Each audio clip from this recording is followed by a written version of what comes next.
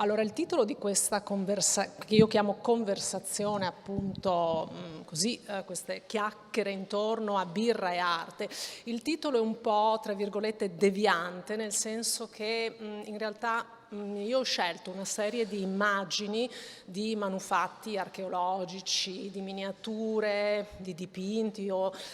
altro materiale cosiddetto artistico archeologico, per un discorso intorno all'iconografia della birra, cioè le immagini che cosa ci raccontano della birra, della sua produzione, della sua fabbricazione, delle leggi, ma anche di come è stata recepita o percepita in un viaggio che naturalmente potrebbe essere ricchissimo di tappe, ma visto che il tempo a disposizione, ovviamente anche l'attenzione è sempre piuttosto calibrata, io ho scelto appunto degli spot che mi sono un po' particolarmente piaciuti. Allora, intanto un paio così di dati, ma molto semplici, che magari non tutti lo sanno, un po' sull'origine della birra, questa bevanda che era molto amata dai barbari, dai galli, ma che era invece guardata con estremo sospetto, anzi proprio, come dire così, con disprezzo dai romani, che invece erano i grandi sostenitori ovviamente del vino. E c'è un passo di Tacito che dalle sponde del Reno contemplava con disgusto, lui dice, i truculenti e rissosi guerrieri galli che bevevano, e lui lo chiama così, barbaro vino di orzo. Quindi c'è proprio appunto un atteggiamento, diciamo così, non proprio positivo nei confronti di questa bevanda che appunto ha un'origine molto molto antica. Inizio subito con una serie di immagini che mi sono state passate qualche tempo fa da un collega archeologo, perché appunto le prime testimonianze sulla origine, sull'invenzione della birra risalgono appunto al mondo mesopotamico, cioè l'attuale Iran, dove oggi la birra non si può bere. Ecco, questi sono anche naturalmente in qualche modo le conseguenze poi della storia e in qualche modo delle trasformazioni della civiltà. Questa tavoletta, che risale appunto al 3100 grosso modo avanti Cristo, è in caratteri cuneiformi e racconta un po' la produzione della birra, e quindi è una prima immagine proprio su questa bevanda al tempo del mitico re Gilgamesh, e quindi racconta un po', diciamo così, soprattutto il procedimento per la fabbricazione della birra. Quindi è un manufatto archeologico che però ci racconta appunto un metodo di produzione. Si parla anche di un mastro birraio in questa tavoletta. E non solo, ma per il mondo mesopotamico, per i Sumeri, la birra era la bevanda che fa vedere chiaro. Poi ne parleremo magari a fine, anche se stasera appunto la degustazione sarà a base di vino, anche forse il vino fa vedere chiaro, probabilmente, lo vedremo, ecco. Un altro manufatto, perché inizio proprio con questi reperti archeologici, che è di straordinaria importanza per conoscere appunto anche la legislazione, quindi anche i termini normativi intorno alla fabbricazione della birra, sempre dati nell'ambito appunto delle civiltà antiche, è il famoso codice di Hammurabi, che prende il nome appunto dal celebre re babilonese, ed è un codice all'interno del quale non soltanto si danno indicazioni sulla fabbricazione, sui prezzi della birra, ma anche, che erano già regolamentati, ma anche sulle pene che venivano inflitte a coloro che trasgredivano queste leggi. E una delle pene, credo, non lo so, bisognerebbe provare, forse più divertenti, era l'immersione però con annegamento nella birra. Ecco, quindi chi di spada ferisce, eccetera, no? Per cui appunto è un codice straordinario che tutti potete vedere ovviamente al Louvre. La birra però, sempre nelle civiltà antiche, inizia ad avere soprattutto un uso anche rituale, cioè viene collegata a dei riti, a delle cerimonie molto precise, molto specifiche e per esempio appunto sempre in ambito di civiltà babilonese i Sumeri la bevevano all'interno di anfore utilizzando delle lunghe cannucce e questo rituale era un rituale collettivo di socialità, come diremmo oggi, no? E che è stato riproposto, che vedete qui in questa tavoletta, potete riconoscere, si riconosce molto bene qui al centro il vaso con le cannucce che spuntano. E alcuni anni fa al Chicago Oriental Institute di Chicago, ovviamente, in America, un gruppo di archeologi ha provato a ricostruire sulla base di una serie di testimonianze proprio la fabbricazione, la ricetta di fabbricazione della birra nel mondo mesopotamico e poi il prodotto finale è stato, diciamo così, proposto ai visitatori in una degustazione utilizzando però le anfore con le cannucce. E qui c'è un'immagine appunto di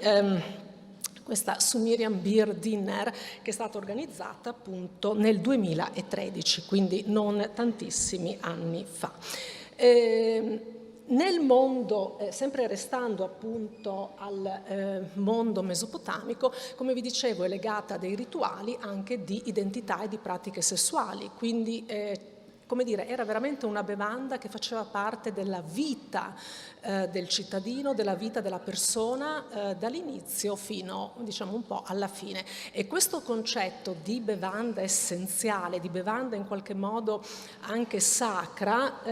lo trovate anche per esempio nella civiltà egiziana, dove la birra è considerata una bevanda sacra, accompagna i momenti nodali dell'infanzia, ma anche i momenti della morte. E le personalità più prestigiose, a partire dai faraoni, venivano purificati alla morte con un lavacro a base di birra e poi mummificati attraverso la birra. Quindi questa pratica, questo uso sta proprio ad indicare appunto quella che era un po' l'origine divina appunto di questa bevanda. E in questo frammento di pittura murale conservato al Brooklyn Museum of Art, vedete sulla sinistra in basso, questo è un frammento di pittura tombale ovviamente, quindi raffigura il defunto che è stato sepolto, che è stato mummificato, e sotto riconoscete appunto le anfore di birra sulla sinistra. Passando in età medievale, la birra assume invece i caratteri di una bevanda soprattutto medicamentosa. Ecco, diventa un potente prodotto adatto a tutti i mali e ad accaparrarsi, a monopolizzare in qualche modo la produzione della birra con queste finalità sono chiaramente i monaci soprattutto delle abbazie belghe, questa è una miniatura che mostra belghe o tedesche, questa è una miniatura che mostra un frate birraio, e alla birra vengono attribuiti appunto dei poteri quasi magici, funziona per tutto, per le partorienti, per i malati terminali, e voi dovete immaginare questi frati, questi monaci che nelle loro farmacie di abbazie e monasteri pasticciano con erbe, radici, orzo, creando appunto quelli che noi potremmo anche chiamare intrugli a volte, no? Però appunto la birra ha soprattutto un potere curativo e in tal senso viene appunto utilizzata, e le immagini che trovate soprattutto in manoscritti miniati sono davvero numerose e sapete tutti molto meglio di me quanto ancora oggi le abbazie, in modo particolare in Belgio, siano delle rinomate produttrici di birra, e l'iconografia del maestro birraio, del frate birraio, non è limitata, come dire, all'età medievale o all'età rinascimentale come si potrebbe pensare, ma continua nel corso dei secoli fino alla fine dell'Ottocento. Mi piace mostrare questo caso di un pittore tedesco che apparteneva all'Accademia di Belle Arti di Monaco di Baviera, era uno dei preferiti di Adolf Hitler, Eduard Grützner, un artista di non strabilianti qualità da un punto di vista squisitamente stilistiche o formali, ma era un grande appassionato di birra e nel corso degli anni 80 e 90 dell'Ottocento lui visitò parecchie abbazie, parecchi monasteri e ha licenziato una galleria di ritratti di monaci trappisti intenti o a bere birra o a produrre birra. Io vi mostro soltanto un paio di immagini. Ecco, il modello sembra essere in realtà sempre lo stesso, adesso qui un po' il mio occhio di storico dell'arte che subentra, ma questo per darvi un po' un'idea di una continuità, ecco, di una tradizione non soltanto di produzione e di fabbricazione, ma anche appunto proprio di iconografia. Appunto vi dicevo, Grützner è stato appunto uno dei pittori preferiti del Führer e non si stenta a crederlo visto il conservatorismo accademico delle sue pitture, no? D'altra parte per uno che poi classificò tutta l'arte espressionista come arte degenerata, ovviamente era come dire, un artista che ben si prestava un po' anche a trasmettere i valori del nazionalsocialismo e soprattutto dell'identità tedesca, no? Quindi aveva anche un po' questo, diciamo così, questo pensiero aggiuntivo. I monaci in età medievale, e il collega Tilati naturalmente può confermare o meno questa, questa indicazione, questo fatto, hanno detenuto, diciamo così, il monopolio a lungo della produzione di birra, ma al tempo stesso la diffusione di questa bevanda mette in moto anche un meccanismo di richiesta di produzione e di commercio da parte dei privati e quindi inizia e parte appunto anche tutto un processo di produzione e fabbricazione della birra che esce dal mondo religioso, dal mondo dei monasteri e dunque parte in qualche modo una filiera, un capitolo che verrà anch'esso regolamentato poi nel corso del tempo. E vi ricordo soltanto un editto che fu promulgato da Guglielmo IV di Baviera nel 1516, la cosiddetta legge della purezza, che prevedeva una serie di ingredienti molto specifici e anche in percentuali specifiche per la fabbricazione della birra. E questa legge della purezza è stata introdotta al tempo dell'unificazione della Germania nel 1871 come appunto legge requisito per la fabbricazione della birra ed estesa a tutta la nazione tedesca, quindi non limitata soltanto alla Baviera. Ovviamente con il passaggio della produzione nel circuito appunto privato, chiamiamolo così, è ovvio che l'iconografia della birra si trasforma, si allarga e investe anche mestieri collegati alla birra nel senso più ampio, non soltanto alla produzione o fabbricazione, ma anche al trasporto della birra. E la tavoletta che vi mostro qui è una tavoletta che illustra lo stemma di una corporazione artigianale, professionale, fondata in Olanda, un altro paese nordico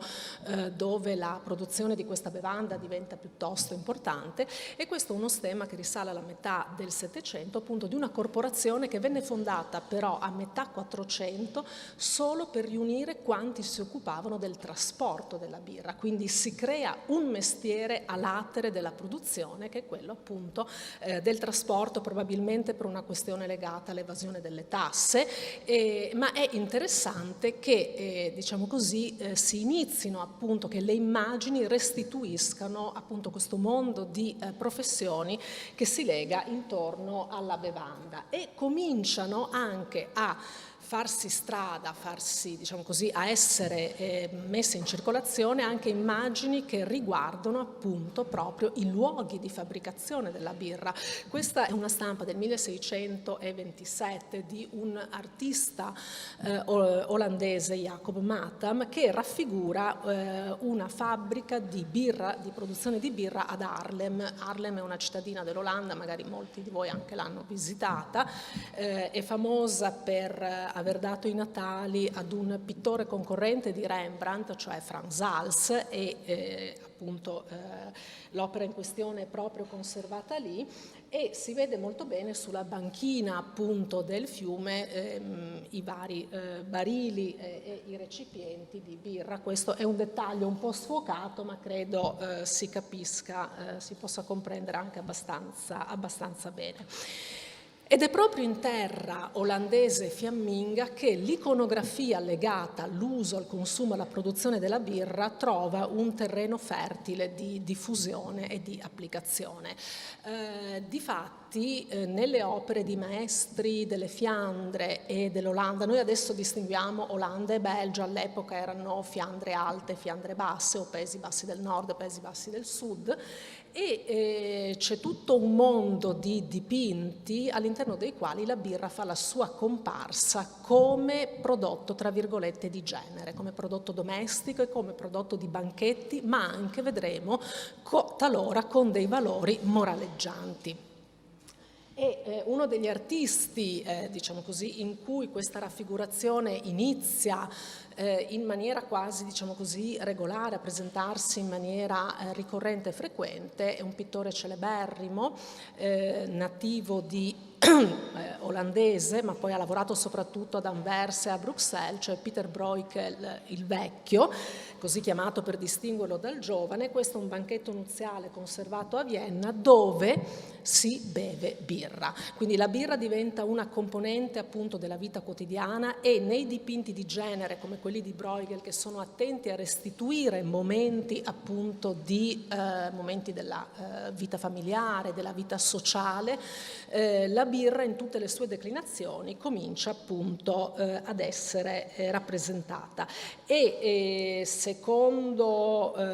uno degli studiosi di Bruegel, in questo dipinto del Kunsthistorisches lui avrebbe raffigurato proprio la birra Lambic, che è una delle birre tipiche che si producono appunto in Belgio, nella zona a sud-ovest di Bruxelles, chiamata Pajottenland. Un altro caso, accanto alla birra cominciano a farsi strada però anche le attenzioni all'iconografia degli oggetti legati alla, come dire, alla birra e al suo uso, e quindi i bicchieri da birra. No? Noi forse magari oggi non ci facciamo caso, ma in tutto quel filone di dipinti di nature morte, cioè di dipinti di genere che cominciano a diffondersi soprattutto alla fine del Cinquecento, inizi 600, che rappresentano un po' oggetti di vita quotidiana, i boccali di birra, i bicchieri da birra sono, perlomeno nell'area fiammingo-olandese, sempre presenti. E un caso a cui io sono molto affezionata perché è un dipinto straordinario, è un autoritratto di Rembrandt degli anni 30, uno dei primi autoritratti che il grande artista olandese esegue quando da Leida, dalla nativa Leida, si trasferisce ad Amsterdam, la capitale, e lui si ritrae come sotto le vesti del figlio il prodigo, quindi un criptoritratto, però è di questo dipinto è rimasto famosissimo proprio il gesto di alzare quello che è un boccale lungo e stretto che sembra ricordare i boccali poi inventati più tardi, a metà Settecento, per bere la birra Pils. No? Qui Rembrandt si autoritrae con la prima moglie Saskia, che morirà pochi anni dopo, ed è appunto un giovane artista baldanzoso che, come appunto tutti gli olandesi doc, è cresciuto a birra. Un altro, adesso ve ne mostro un paio così giusto per darvi un'idea anche delle diverse declinazioni iconografiche. Questa è una scena di taverna di un contemporaneo di Rembrandt, ne avrete, se avete girato un po' di musei in Italia, in Europa, ma soprattutto in Europa, ne avrete visti di diversi, quindi la birra come componente sociale insieme al fumo, insieme alla pipa. E questa combinazione di rappresentazione dei bicchieri di birra e delle pipe o di altri strumenti per fumare acquista, lo avevo accennato all'inizio, anche un valore moraleggiante. Difatti in tutta la pittura olandese e fiamminga di 500-600 le bevande alcoliche, e in questo caso la birra, diventano un monito, una sorta di alert contro gli eccessi della bevanda, no? Ecco. Questo intento moraleggiante, quindi di significato altro, viene collegato ad un episodio e che si collega ad uno degli artisti più celebri di metà Settecento per la straordinaria satira per immagini che ci ha lasciato su temi di attualità, su temi di vita e di civiltà. Si tratta dell'inglese William Hogarth, vissuto appunto alla metà del Settecento.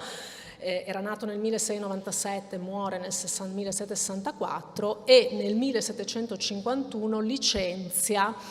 un dittico di stampe. La sua satira prende come veicolo appunto soprattutto le incisioni, utilizza come veicolo le incisioni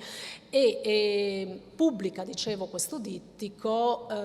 con una stampa dedicata a Beer Lane, cioè la via della birra, e l'altra invece a Gin Lane. Di che cosa si tratta? Si tratta di due stampe che mettono in contrapposizione gli effetti positivi della birra, appunto contrapposti agli effetti negativi, quasi peccaminosi, ma anche in termini di disastro sociale del gin, e si collegano ad una legge promulgata dal governo britannico, il cosiddetto Gin Act del 1736, che doveva cercare di contenere in qualche modo l'abuso di gin da parte della popolazione britannica, un abuso che in realtà lo stesso governo aveva in qualche modo facilitato bloccando le importazioni dalla Francia di spirits, wine, grapes, per facilitare chiaramente il commercio locale interno, il prodotto interno, se non che appunto di fronte al dilagare, all'abuso di bevanda alcolica gin, ecco che si contrappone invece la birra, che è un prodotto anche questo locale, perché gli inglesi sono stati dei grandi e lo sono tuttora, insomma, produttori di birra, e in queste due incisioni appunto si vedono, ecco, gli effetti positivi del bere birra, quindi esprime delle virtù, dei valori positivi, contrapposti invece agli effetti negativi del gin, monito in qualche modo attraverso l'immagine lanciato da Hogarth, era appunto come dire, questa contrapposizione tra due diversi effetti di due diverse bevande. Tornando un attimo indietro al filone appunto della rappresentazione della birra nell'ambito delle nature morte, come vi accennavo prima, è un filone che prosegue fino a Novecento inoltrato e passa attraverso casi che possono essere più o meno noti, ed è soprattutto, ancora una volta, sempre la tradizione nordica. Questo è un dipinto di Peter Claes, un contemporaneo anch'esso di Rembrandt, e questa è una natura morta con boccale di birra che vedete al centro, un po' come quello di Rembrandt, insieme appunto a boccali o a bicchieri da vino. E questa tradizione arriva fino, come vi dicevo, fino a 8 e 900, e ci sono una serie, per esempio, di dipinti di Van Gogh, tra cui quello che vedete qui, un dipinto abbastanza precoce, a ridosso della morte del padre di Van Gogh, che è stato un artista che ha guardato moltissimo alla tradizione seicentesca. Se leggete le lettere di Van Gogh, lui racconta di come si recasse quasi quotidianamente al Rijksmuseum ad Amsterdam a studiare Rembrandt e non solo. Ecco, quindi magari noi lo pensiamo sempre un po' come un genio della modernità, e lo è, però al tempo stesso è, tra virgolette, un genio che ha molto meditato sul proprio passato artistico. E questi boccali appunto di birra, che quindi è sempre un po' un oggetto collaterale, non è la birra stessa, ma è appunto lo strumento attraverso cui si beve la birra, diciamo così, è un dipinto piuttosto famoso che lui licenzia appunto qualche mese dopo, come vi dicevo prima, la morte del padre, e oggettivamente l'aria che si respira guardando questa tela, che è conservata al Van Gogh Museum ad Amsterdam, è quella non certo associata alla felicità della birra di Rembrandt, no? O anche a un tono, diciamo, decorativo fastoso, come poteva essere nella natura morta di Claes, dove c'è la ricerca della decorazione, del motivo ornamentale, della resa delle diciamo anche materica, no? Del vetro, dei riflessi di luce, quindi di tutti quegli elementi che tanto ci piacciono e che tanto ci fanno amare questo tipo di dipinti. Ecco, per Van Gogh invece il boccale di birra diventa in qualche modo un significante di anche un disagio, in qualche modo di un dolore. Sempre restando appunto tra 8 e 900, altri casi che raccontano un po' questa filiera di rappresentazione dell'oggetto birra prosegue con alcuni artisti cubisti a cui io sono particolarmente affezionata per il modo in cui hanno saputo, diciamo così, trasfigurare proprio l'iconografia della birra, e uno di questi è lo spagnolo Joan Gris, uno dei, diciamo così, degli artisti cubisti forse magari meno noto al grande pubblico rispetto a Picasso, ma non meno importante, e in questo dipinto, che è conservato al Columbus Museum of Art in Ohio, che è del 1913, vedete come lui giochi appunto sulla illusione ottica visiva di trasformare appunto il boccale di birra, creando con la schiuma che cade, che scende verso la parte destra, un'ansa, una forma geometrica che corrisponde esattamente appunto al manico del boccale di birra. E poi ovviamente non poteva mancare Picasso, a cui dobbiamo nel suo periodo, diciamo,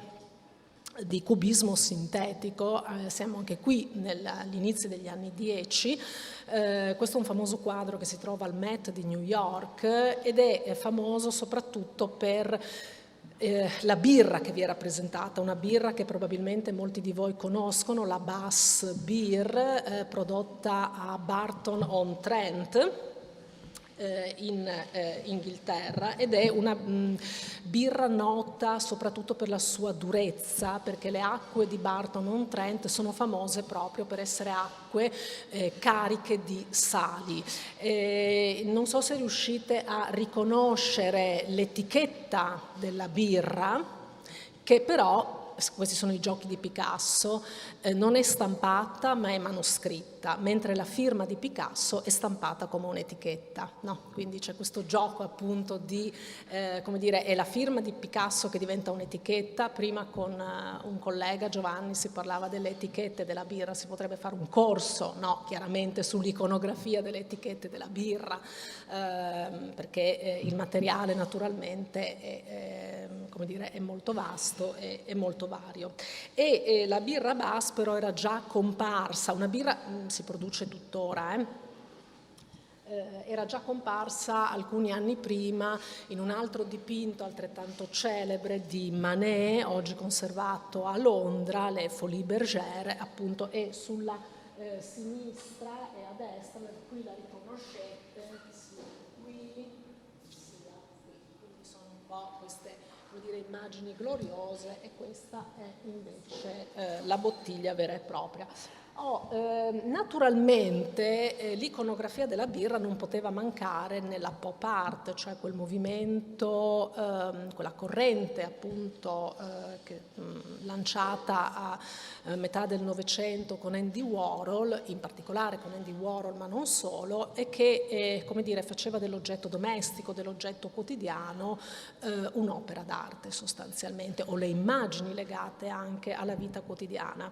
E l'opera che vedete qui conservata al Kunstmuseum di Basilea è nata da una provocazione di uno dei galleristi più importanti di metà Novecento, Lio Castelli, che come dire, aveva in qualche modo sfidato